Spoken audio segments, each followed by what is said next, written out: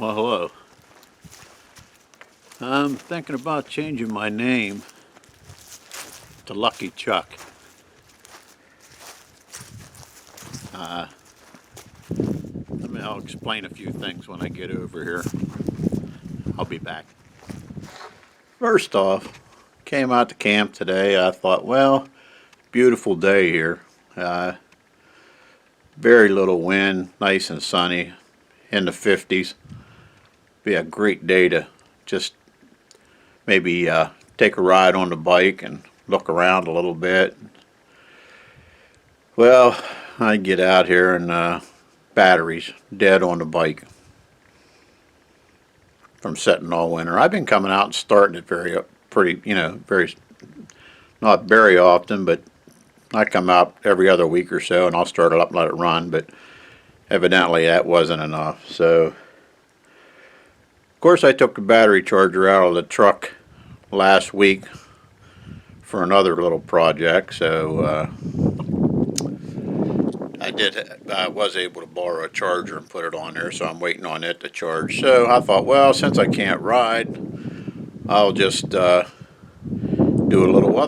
couple other little jobs on the bike. I got a storage rack I want to put on the back, and I need to change some hold downs on the front compartment and stuff. So that'd be a good project. So I get out, I drill them out, start putting new screws in the latches, and my cordless drill went dead. Of course, I have 3 batteries and a charger, but they're all at home too, so this ain't working out real well. I did get the thing fixed to put the strap on, so I'm on the cargo carrier on the back, so I'll get that much done today, but let me play around here for a little bit and I'll show you what I'm into.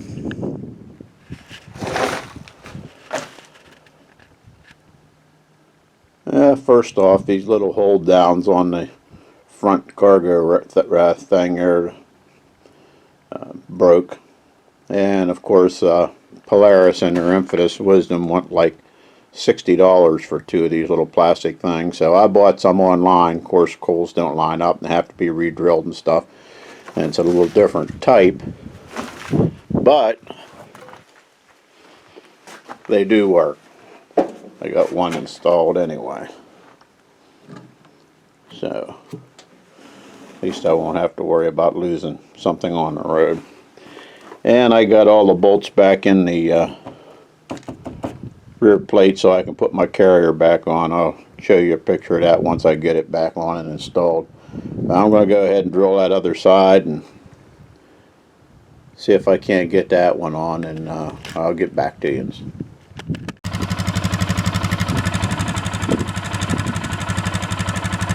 Well, she's running. And the cargo box is on. And new latches are on. Somewhere. And the day's only half over. So maybe I'll get to take a little ride anywhere. Anyhow. Of course, I don't know if I want to shut it off quite yet. I shut it off a couple times and it restarted, but you know how these batteries are after they set. I'm going to run her for a little bit and see what she does.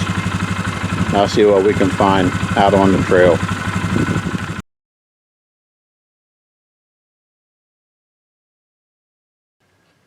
Okay, pardon the poor lighting, but I came inside because the wind kicked up again, and we all know how much I hate wind, so that's the name of that tune. So I just want to take a second here to show a couple new additions that I've got over the last week or so playing around with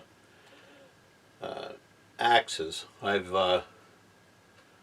always never really had a good many axes. I always carried a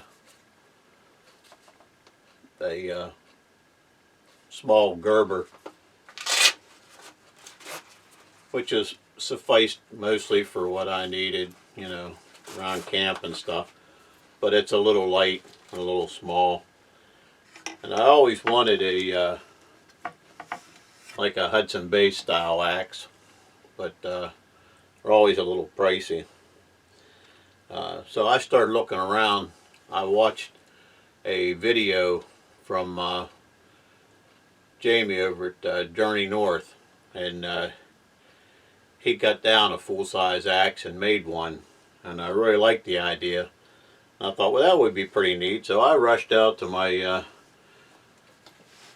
local thrift stores and such, and I found a really heavy axe. It's an old one, and it's I think it's really good steel. There's no markings on it or anything, but it's got this really stubby short handle, which I couldn't figure out. And I thought, well, that'll be a perfect candidate. I got it fairly cheap, so I thought, well, that'll be a perfect candidate to cut down. I don't know if you can see where I marked that or not, but I thought, well, I'll cut that down and make me an axe. Well, the more I thought about it, I kind of hate to ruin a nice heavy axe like that. Now, the only other heavy axe I got is a long-handled, I don't know what you would call it, felling axe. Maybe not big enough for a felling axe, but it's treated me pretty good. It's an old one too, and it's got some good steel in it, but the handle's a little long. The only other axe I had was a I think they called them mine axes or whatever. A lot of the local coal mines used to give them out to when they were setting timbers and stuff. They used a lot of them, and it was a just a medium-sized handle. But I don't know if we can tell or not, but I had broken it over the years and put dowel rods through it, glued it and put dowel rods through it, and I loaded it, put it in my truck, and it kind of was laying there wet with wood on it, and it kind of took a permanent bow, and it was still functional, and it wasn't a bad axe, but I needed to sacrifice something. So I took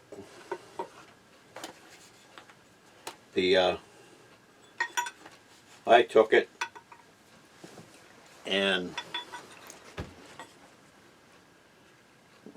cut a section off of it,